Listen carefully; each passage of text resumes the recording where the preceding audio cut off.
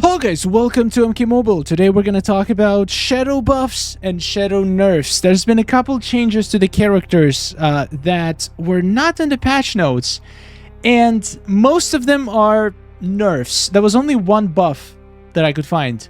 Let's talk about it, let's test it out, let's see what characters get absolutely destroyed and what characters got potentially even buffed.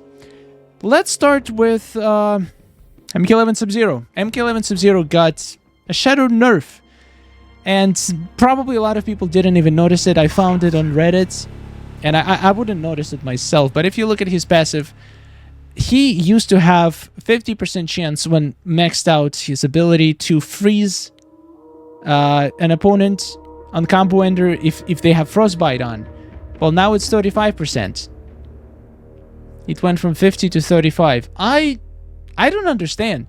Okay, you decide to nerf the character. Why not put it in the patch notes? Patch notes had multiple things changed about the characters, but did not mention this. This is clearly intentional nerf on MK11 Sub-Zero. And to be honest, I never consider MK11 Sub-Zero to be too OP.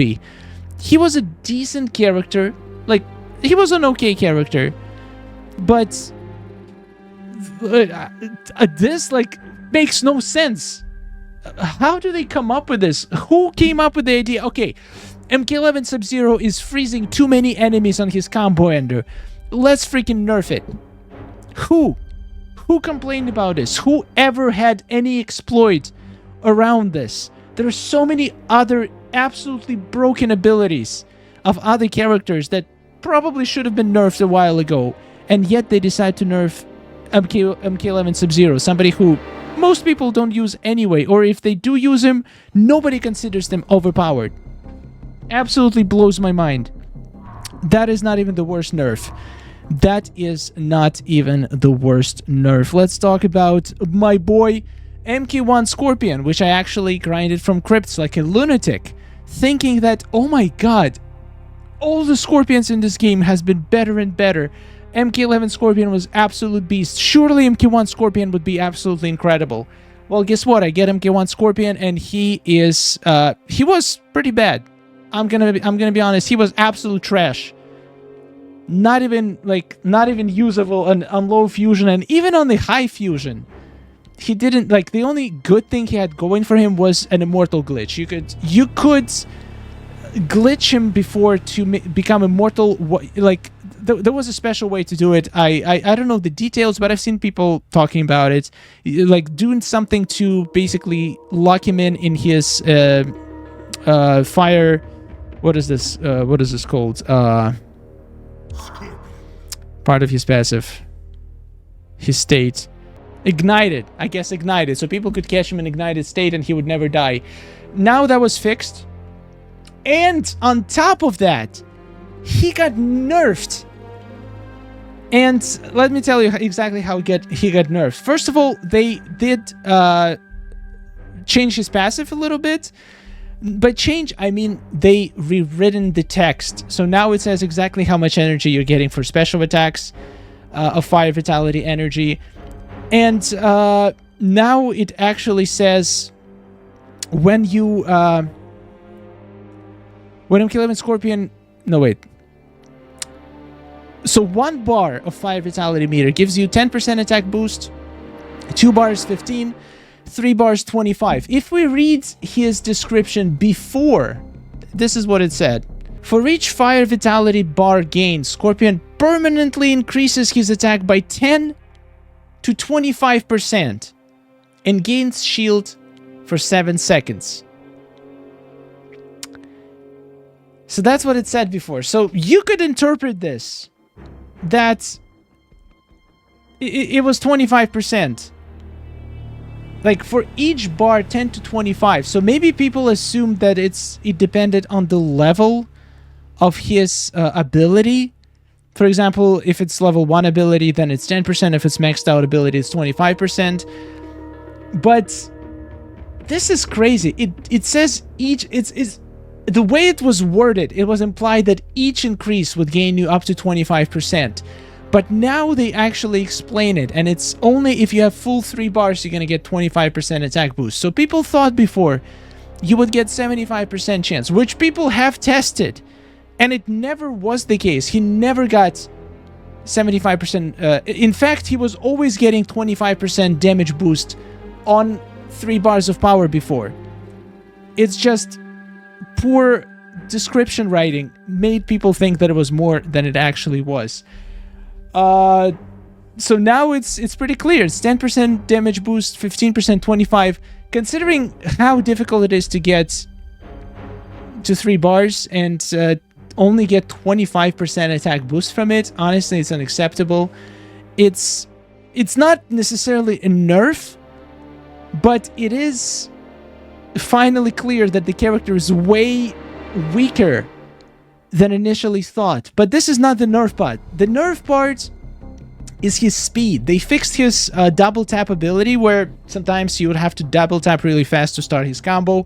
Now it's fixed, but somehow they made this character incredibly slow. Let's play with him. Let's see if we can feel the difference. Let's see how slow he actually is, because I haven't played him yet. And I'm really curious if I'm gonna feel the difference.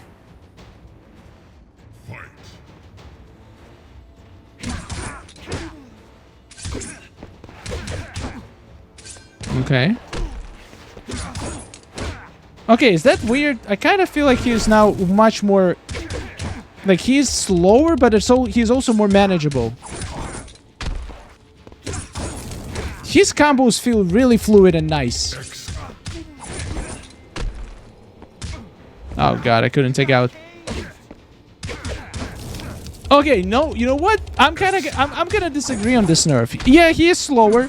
His animations might be slower, but now he's way more easier to control because you don't have those issues with double taps. He feels much more reliable and stable. Much easier to get to his 3 bars of thing. The fire... I don't know. I actually love the way he plays now. He feels much better in my opinion. So I'm gonna disagree on the nerf. I think it's a buff. I think it's definitely above the way he plays now. Very enjoyable. I hated the way he played before. Now his combos feel very smooth and fluid. They're still not even close to some of the best characters in the game. Now, I'm definitely not saying he's a good character now. I still think he sucks. And like for new era character, he definitely does not feel... He does not feel strong enough. 25% damage is nothing. You literally cannot feel it. Alright. He still feels fast enough for me and way more manageable now, so... This one, I'm gonna put it in a buff category, in my opinion, but some people might not like it. Some people might like just the speed and they don't care that he's much more difficult to handle and chain the combos. I feel like just... It was an illusion of speed. It didn't translate into actual benefit. Now, I feel like there is actual benefit for him being slightly slower. Excellent. So speed is not everything. But once again, just my opinion. Second of all, the background. They added a background for MK1 Scorpion for the card. And in my opinion, that is garbage. That is absolutely terrible. I do not like this one bit. And I've seen people saying they like it, that it now looks cool. Let me show you something. Let me find another... let me find a few characters with backgrounds. For example, we have MK11 Scorpion. We have MK11 Sub-Zero. Sure, why not? Now look at these 3 cards. And tell me, which Scorpion do you think looks better? MK11 Scorpion or MK1 Scorpion? It feels like MK1 Scorpion background is just like a faded, low-resolution version of MK11 Scorpion background. It just feels... It doesn't feel like an improvement. It's supposed to be newer, cooler characters. His background looks washed out, like less detail, less contrast, less... Like, the character blends with the background. Like, look how cool MK11 Scorpion looks on his background. How cool MK11 Sub-Zero looks on the background. And then look at MK1 Scorpion. Does it feel like a more newer premium character? To me, it does not. To me, this... I would honestly prefer him not to have a background than have a background like this that looks like always gonna remind you that this guy is so much worse than MK11 Scorpion. Anyway, so MK1 Scorpion, he kind of got nerfed and buffed. I would say, to be honest, he was trash to begin with, so it doesn't matter whatsoever. Nobody should be using him. It does suck that some people, I've read in the comments, some people bought MK1 Scorpion because they thought that he was going to have 75% damage boost, which to be honest, still does not, in my opinion, just pure damage does not make him a great character. Even if he had 75% damage boost, I would still think he's not an even A tier character. He's probably solid B tier character, but he is not even close to some of the other diamonds in the game. Finally, there is another supposedly nerf of classic Jade, where the line about immunity to snare have disappeared from her description, but people have played her and confirmed that it's still there. It's just for some reason it disappeared from a character description. So she still grants snare immunity. It's just not reflected in her description. But now a surprised buff, one and only buff, and this buff can actually... No, who are we kidding? It doesn't matter. It doesn't matter because the character who got buffed is Venomous D'Vorah. Ta-da! This girl got pretty insane buff, to be honest, on paper. So she can now stack poison up to 3 times. Before it was 2 times.